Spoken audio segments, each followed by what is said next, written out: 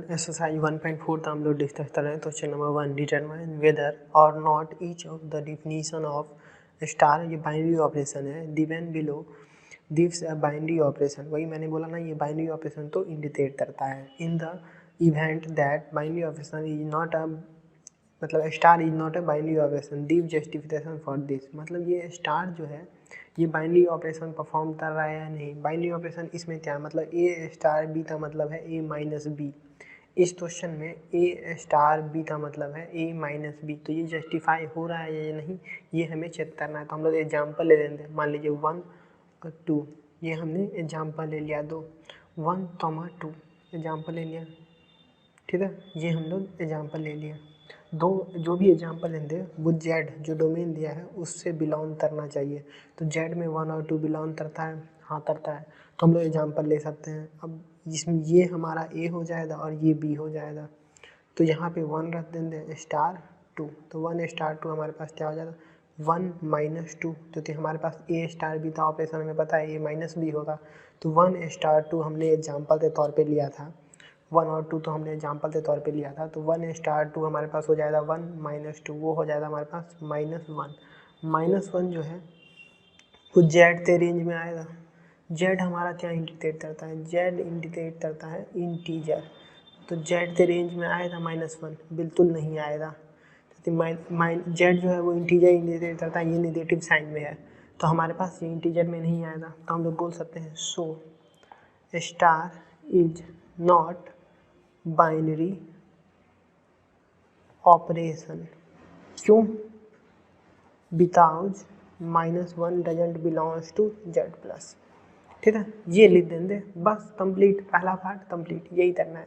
हमने एग्जाम्पल लिया, उस तो इस ऑपरेशन में डाला और चेक किया। अगर हमारा जेड में बिलोंग कर जाता तो बाइनरी ऑपरेशन होता, नहीं बिलोंग किया तो बाइनरी ऑपरेशन नहीं हुआ, बात खत्म। आगे चले। अब दूसरा पार्ट है on Z plus star by star, हम ये बाइनरी ऑपरेशन है, स्टार को हम लोग बाइनरी ऑपरेशन के रूप में देखेंगे। तो a star b, a binary operation with b is equal to a b, मतलब क्या इसमें मल्टीप्लिकेशन था। तो इसमें भी हम लोग 2 एग्जाम्पल ले लेते हैं। मान लीजिए आप 3 और 4 ले लेते हैं इसमें। तो 3 star 4 is equal to 3 into 4 हो जाएगा, विच इज इक्वल टू हमारे पास क्या आ जाता है 12।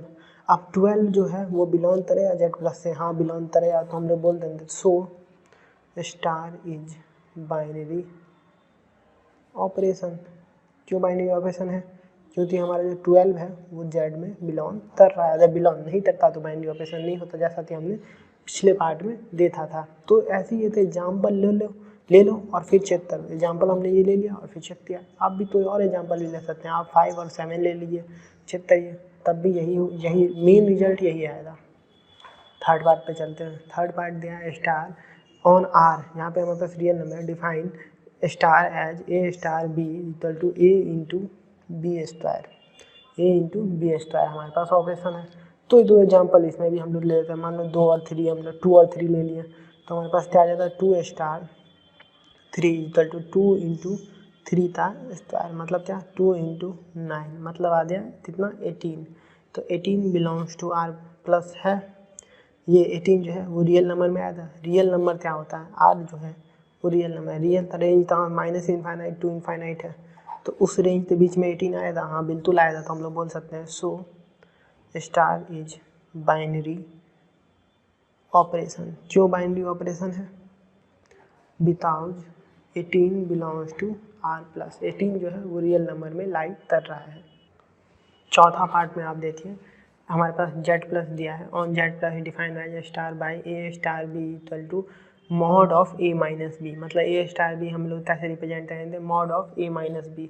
तो इसमें हमारे पास क्या है, वैल्यू क्या है हमारे पास, वैल्यू है हमारे पास -1 और -3 हम लोग ले लेते हैं।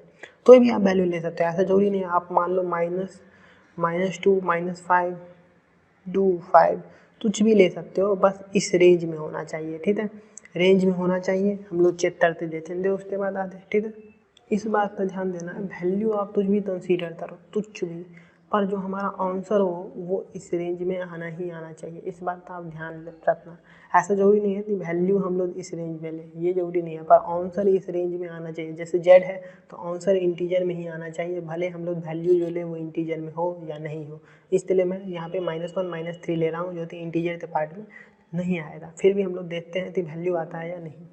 तो ये मैं कंसीडर कर रहा हूँ -1 star -3 equal to mod of -1 minus of -3, तो हो जाएगा मॉड ऑफ -1 प्लस 3, तो मॉड ऑफ +2, तो वो हो जाएगा हमारे पास क्या 2 हो जाएगा, मॉड ऑफ 2 हमारे पास 2 हो जाएगा। तो ये क्या 2 बिलोंग्स टू Z प्लस 2 जो है वो इंटीजर में लाई करता है। So star is binary operation without 2 belongs to Z plus, ये लिख देंगे एग्जाम में, तो दिक्कत इसमें बस यही लिख देना है। आगे चलो ये पार्ट देखिए आप, पाँचवा पार्ट क्या है, on Z plus define star by A star B equal to A star B equal to A with A और B के बीच में जो बाइनरी ऑपरेशन होगा उससे हमारे पास रिजल्ट आएगा A। इसको भी हम लोग एग्जाम्पल लेते ही सॉल्व करेंगे। हम लोग 1 और 2 एक एग्जाम्पल ले लेते हैं, तो 1 और 2 एग्जाम्पल ले लिया, तो यहाँ पे 1 स्टार 2 जब हम लोग करें तो हमारे पास रिजल्ट 1 आना चाहिए, यही आना चाहिए ना। जब भी हम लोग 1 स्टार 2 करें तो रिजल्ट हमारे पास 1 आना चाहिए।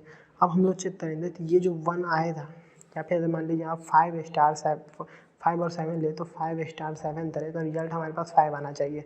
अब ये जो 1 आया या फिर ये जो 5 आया, ये बिलोंग्स टू Z प्लस होना चाहिए, दोनों बिलोंग्स टू Z प्लस है, हाँ है, तो हम लोग बोल देंगे so star is binary operation without 1, 5 belongs to Z plus. 1 भी जो है वो भी Z प्लस से बिलोंग करता है और 5 जो है वो भी Z प्लस से बिलोंग करता है, तो दोनों Z प्लस से बिलोंग करता है। या तो आप ये एग्जांपल लो या फिर ये लो, दोनों लेना जरूरी नहीं है, मैंने दोनों ले लिया है, पर आप या तो ये कंसीडर कर लेना या तो ये कंसीडर कर लेना, पूर्ण करते लेना। अगर बिलोंग जो रिजल्ट आया वो जो डोमेन दिया है उससे बिलोंग कर रहा है तो फिर बाइनरी ऑपरेशन पॉसिबल है, अगर नहीं कर रहा है तो बाइनरी ऑपरेशन पॉसिबल नहीं है।